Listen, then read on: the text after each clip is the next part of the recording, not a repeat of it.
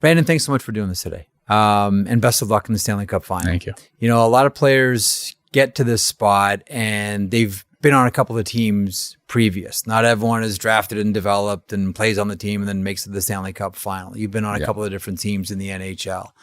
In the back of your mind, is this vindication? Is this, I'll show you, you quit on me and here I am in the Stanley Cup final? Like, what does it feel to be you right now?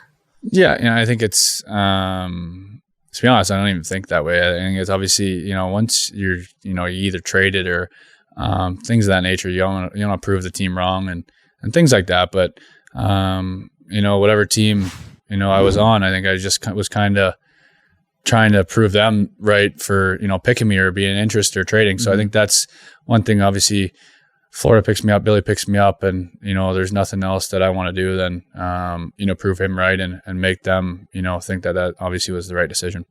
People talk about you much differently right now. Like 70-point season, phenomenal playoffs, just all the great things you've done. Do you feel any differently? Do you like, is your confidence any greater? No, and I've told a lot of people, obviously this is a year that you could say breakthrough or, but each summer, you know, it's, I take each summer the same mentally, physically, you know, I try to train and enjoy, trying to get better. And, but obviously the opportunity and, playing a bigger role, I think that came from right from the start and, you know, good conversation with Mo and the rest of the staff, you know, you just get that excitement and, you know, the situation that I'm in now and, going into this year, I just kind of wanted to stick with, what I was doing right and trust myself and my confidence and kind of just run with what they gave me. And like I said, once you have trust in your coaches and you have trust in your teammates, you know, that's all you want as an athlete. And, you know, I just wanted to prove everyone that, you know, I was capable of doing that. Dallas Aikens always talked about you physically, that you are a competitive guy physically. Where are you on the fitness scores? Are you one? No, you know what?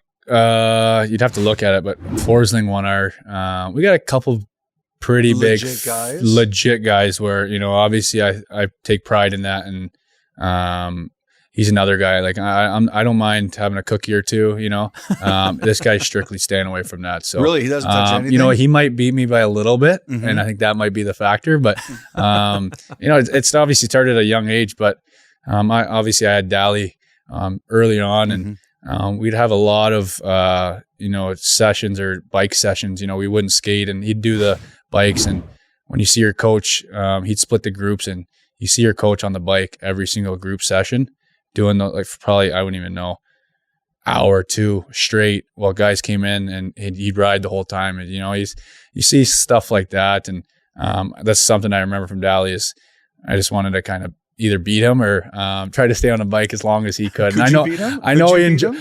You know what? I don't know. This guy he's a freak in that nature too. Yes. So, you know, ever since I've known him, he's enjoyed fitness as well. And, you know, it's something that I take pride in as well. That Forsling answer is great. I've never heard he beat me by a cookie before, but I'm gonna remember that one for a long time. He's a guy that's, you know, he's ripped and he takes his training, you know, pretty serious as well. I'm curious how your game in your mind has developed because I can remember calling San Diego, just doing the check-ins. Hey, how's everyone? You know, who should we be watching for? And the conversation would always turn to you. And it'd be, he's our best defenseman.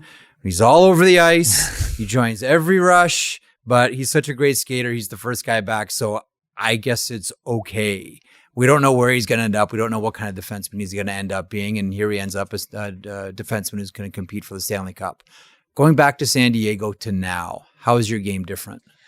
Yeah, I mean, there's, you know, obviously you take the strengths. I think you still see I like to roam a little bit free. And I think that's a strength of mine and just kind of trying to read plays, pick plays where I see. And I try to use my skating to a strength of mine. But you know, Paul, especially, you know, the patience is a huge thing. And little things like, you know, I try to skate, you know, and make plays and be all over the ice, but, you know, stopping here and there where I'm kind of gliding and kind of out of position, but I still kind of make up just kind of that energy and keeping that energy is a huge thing.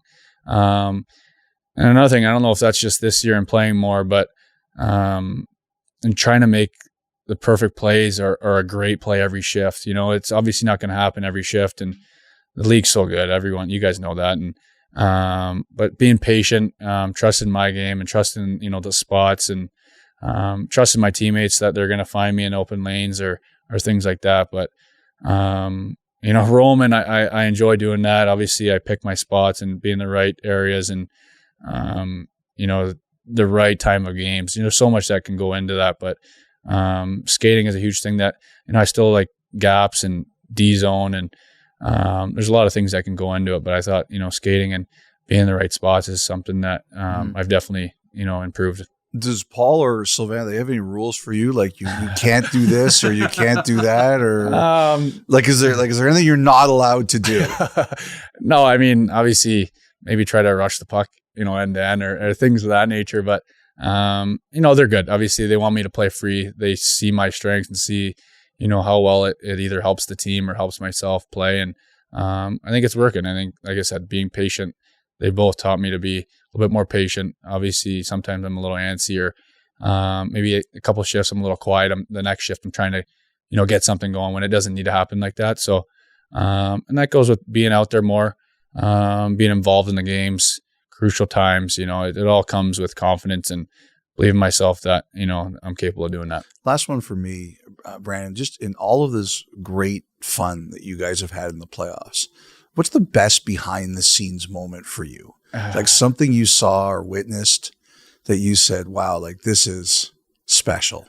It gets talk about the run, but it goes back from like, even just, after the break when we started turning it on, it was, I think the thing that I'm thinking about is, we were having success and winning a bunch of games, but it was still tight, and all these other teams were winning, and we only got in by a point, but like guys would look at their, phones after and be like, oh, Pittsburgh won, Buffalo, like we're still not in, it's one of those, but guys still enjoyed trying to, that challenge, that challenge is huge. And I think at one point we were 11-9 out. I don't know, you guys would know, but we just kept going, game by game, and, big overtime wins and big comeback wins or whatever it may be. And now we're here, and guys still are enjoying that challenge and, trying to make that next big play. And, that's why I think our group's so good. Do you remember watching or following or hearing about that Chicago-Pittsburgh game that opened the door? I don't even know where we were, but yeah, it was, they lost twice. I don't know. You have to look, didn't they? Who else did they lose to? Columbus too. Yeah. But, and it's still, I think there's a game in Toronto I think we needed. I think, right. And I think we lost overtime at home. And I remember guys were all mad in the locker room, but like even I spoke up and just said, hey, like we needed that point, that 1 point is huge that we came back, they won, but like, and sure enough, we won by 1. So, I mean, win or lose, guys were giving it their all just to get that 1 point. And luckily enough, we did that. It's awesome. That's great. Brandon, thanks so much. Best of luck in the final. Perfect. Good luck. Thanks, guys. Good luck.